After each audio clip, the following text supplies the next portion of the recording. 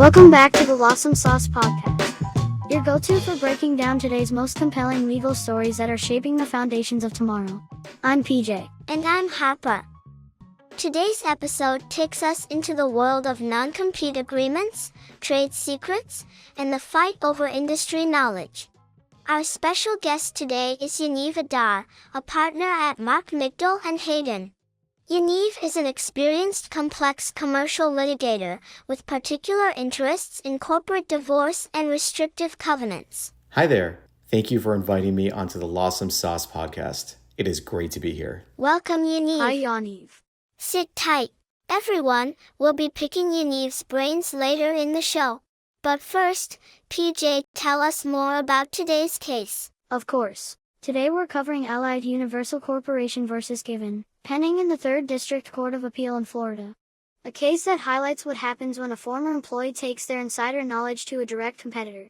This one has it all: non-compete clauses, trade secrets, and a legal battle that went all the way to the Appellate court. Let's get into it. Imagine this. You're a regional sales manager at a chemical company.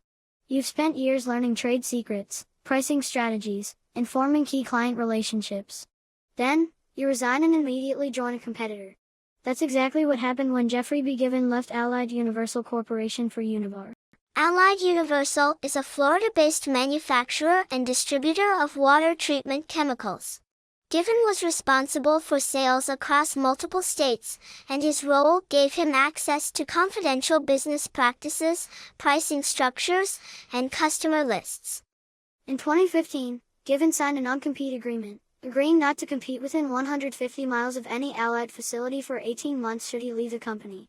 But in March 2016, he resigned and immediately took a job at Univar, a direct competitor operating in the same geographic region.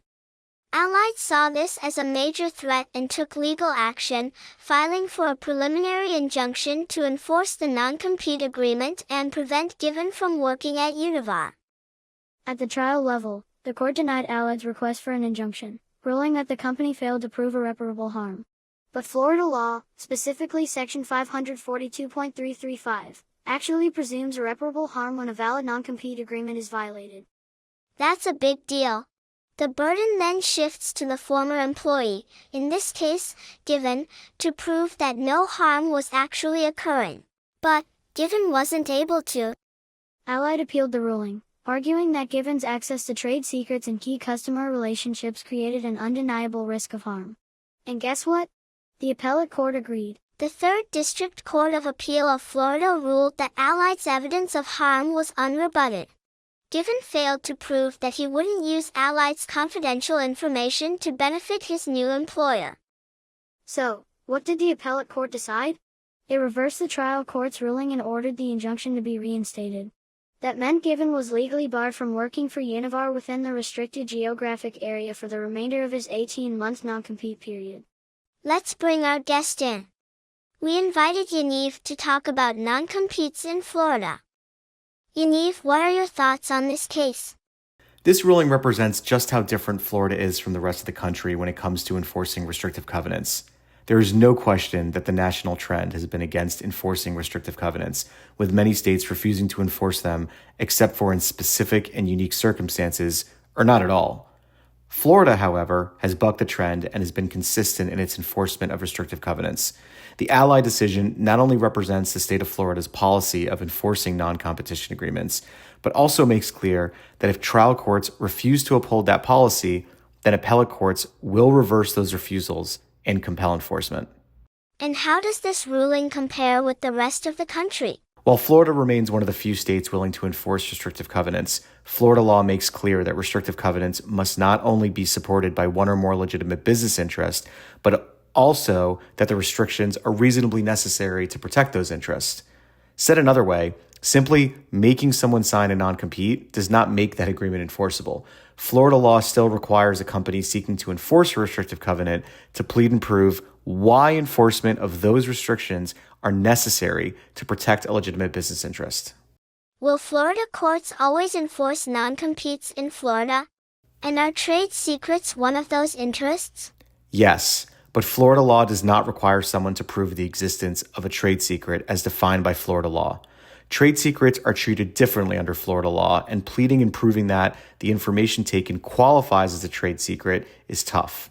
However, Section 542.335 of the Florida statutes says that while trade secrets qualify as a legitimate business interest, the statute separately recognizes valuable confidential business or professional information that otherwise does not qualify as trade secrets as a separate legitimate business interest.